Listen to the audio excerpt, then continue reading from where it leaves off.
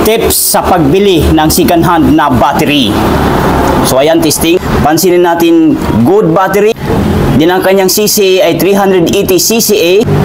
Ang kanyang state of health ay 100%. Ang state of charge ay 98%. Ang kanyang voltahe ay 12.60 volts or 12.6 volts ang reading sa voltahe ng battery nito. So good battery. Ganito po ang gawin natin sa tuwing bumili tayo ng second hand na battery. Wag natin kaligtaan para hindi masayang ang ating pera. Good day, Kamaster! Welcome back to our BMI Motolite YouTube channel. Narito na naman ang inyong lingkod upang magbahagi ng panibagong video. So ang topic natin sa araw na ito ay tips sa pagbili ng second hand na battery. So meron tayong battery dito na Enduro. Ayan po, Motolite Enduro po ang brand sa battery na ito. So ang size sa battery na ito ay 2 SMF, 50 ampere hour, 12 volt, maintenance free battery. Ibig sabihin, less hassle, hindi na kailangan na tutubigan kasi ang battery na ito ay ready to use, maintenance free. At once na mamit ang 2 to 3 years, i-dispose na ang battery na ito. Sa madaling salita, palitin na. Papalitan na ng panibagong battery. So paano nga ba natin malalaman na goods pa ang battery na ating binili? Or tips sa pagbili ng second hand na battery. So, unang-una na gagawin natin, first thing, ipapatester nyo muna. Dapat mayroong battery tester ang store or battery shop na inyong pagbibilhan ng battery. Battery tester or battery analyzer. Pero, much better na battery analyzer po para makikita natin ang kanyang CCA. Ito ang itsura. Ayan, battery analyzer po ito ha. So, unang-una na gagawin, papakabit niyo dito sa positive. Yan, positive ng polarity ng battery. At dito naman sa negative polarity ng battery. Yan. Then, makikita niyo yung kanyang voltahe. So, ang reading sa voltahe ng battery ay 12.6 volts or 12.60 volts. So, kapag ganito, kampante na tayo, sasabihin natin ay goods pa yan kasi nasa tamang voltahe, 12.6. Pero, dyan po tayo nagkakamali. Wag na wag po kayong magbibis dito sa voltahe ng baterya. Kailangan nyo pa rin ipapasilip ang tinatawag na CCA. At saka gumamit tayo mamaya ng tinatawag na battery load tester. Doon talaga magkakaalaman kung good pa ba yung battery na ating bibilhin, ating natipuhan. So right, dito muna tayo magpupokus sa battery analyzer. Kapag ka ganito, 12.6, so papatesting natin, okay. Then battery test, and then regular flooded, and then CCA. So 50A, ibig sabihin ampere po yan, 50 ampere. Huwag na natin ilipat kasi ang battery nating binabattery analyzer ngayon ay 2 SM ang size. Ang katumbas nito ay 50 ampere hour. Kasi po 50 amperes po ito. So itry lang natin sa 50 ampere. So testing natin. Okay. So ayan, testing na nga. Boom! Panis. Pansinin natin. Good battery.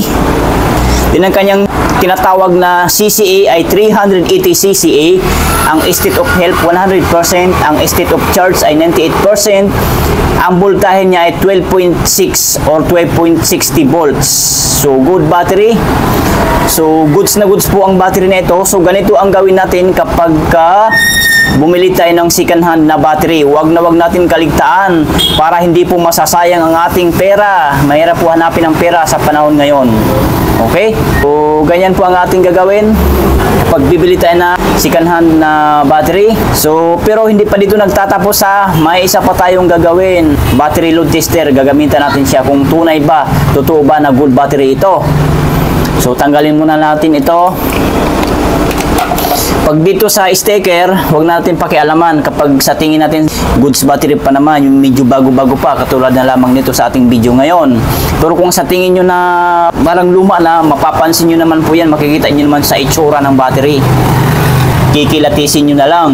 Then, ito po yung sinasabi ko kanina na battery load tester. Ito.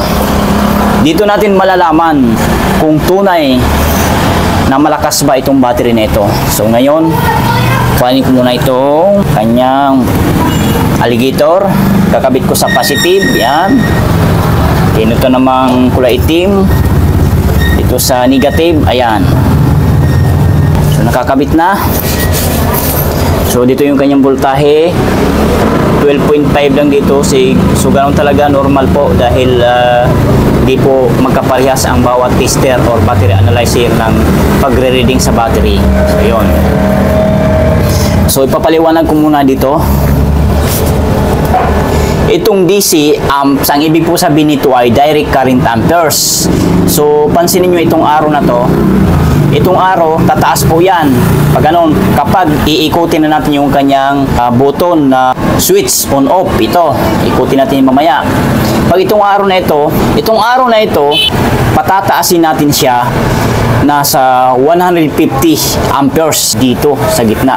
Sa 200 at 100 sa gitna, 150 amperes po yan kapag ganyan. Yan, kailangan tataas ng 150 amperes yan. Din dito naman sa kabila, sa DC volts, ibig sabihin direct current voltage, voltahe ng battery baga. Meron din siyang arrow ito. Ayan, itong arrow na to. Nakatapat siya ngayon sa 12 volts, 12.5 volts. Ayan. Kapag iikutin na natin itong kanyang switch on off, kailangan itong arrow na ito ay hindi siya bumabagsak dito sa 9 volts, 8 volts, pababa.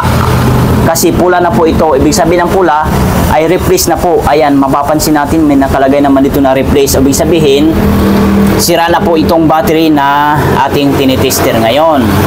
Pero, may pero at but ha? Kung itong arrow na ito ay mananatili dito sa 12 volts or 11 volts at 10 volts, ibig sabihin malakas po itong battery na ito.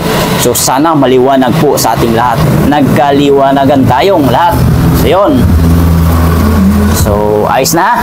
Kailangan itong arrow na ito ay mananatili sa 11 volts, 10 volts, or 9.8 volts. Kapag bumaba na yan sa 9 volts, pababa ng pababa, ibig sabihin sira na po itong battery na ito. Ayan, replace na po ang nakalagay dito, kulay pula na. So yun, pabalik-balik na tayo. So atin na nga itong ilo-load test para magkaalaman na kung ano nga ba talaga, kung gaano nga ba talaga kalakas itong battery na ating bibilihin. For example, assuming na binibili natin itong battery na ito. So, ikutin ko na ito. So, titigan natin ng mabuti, huwag kukurap. Ayan. Off, 150. Pansin nyo dito, 150 amperes. Ayan. Din dito, tingin kayo dito sa kabila. Oh. Nasa 11 something lang. 10.8 volts lang. Ayan, oh. So, ibig sabihin, malakas po ang battery na ito. Ayan. So, tumunog na, patayin na natin. Ayan. So, tanggalin natin. So, ganun lang po kasimple. Mga kamaster, mga sir, mga ma'am, ang pag-check kapag bumibili tayo ng second-hand na battery. So, itong battery na ito ay goods pa. Goods na goods pa ito. Kung gagamitin nyo pang gasoline engine na makina, kayang-kaya pa ito mapaandar. Huwag lamang po diesel engine. Kasi po, mahirap paandarin ang diesel engine. Dapat kapag gumamit kayo ng battery, nasa 500 CCE bago ma-start ang mga diesel engine. Pero pagka 300 na, hindi na po kaya. Mga gasoline engine, kaya pa po sa 300 minimum. So, yun lang. Sana nakatulong sa inyo ang video na ito. Kung nakatulong, please give me a thumbs up and paki-subscribe ng ating YouTube channel and pahit na rin ang notification bell para ma-notify kayo ni YouTube kapag may new videos akong ina-upload. Bye!